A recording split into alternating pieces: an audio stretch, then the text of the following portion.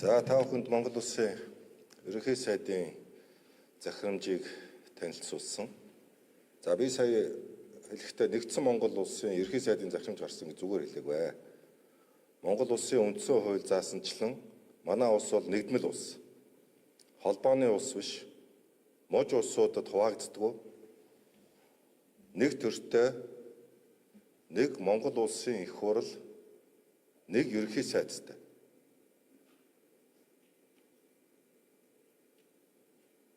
Нэг ард түмэнтэй ийм улс. Монгол Улсын ерөнхий сайдын захирамж Монгол Улсын үндсэн хууль тогтоомжийн хүрээнд гарсныг та бүхэн танилцуулж байна.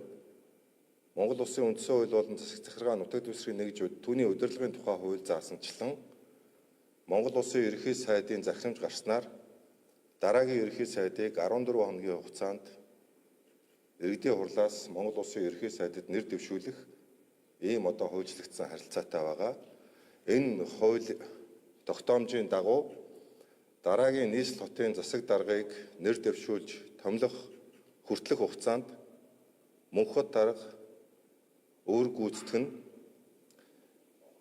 нийслэлийн засаг даргын тамгын газар харьяа байгууллагууд Монгол Улсын үндсэн хууль төр ёс ард түмэнд үйлчлэх үндсэн чиглэлгээ хуулийн дагуу хэвийн тасралтгүй явуулж явахыг Монгол Улсын ерөнхий сайд үүрэг болгосныг та бүхэнд уламжилж чиглэл болгож байна.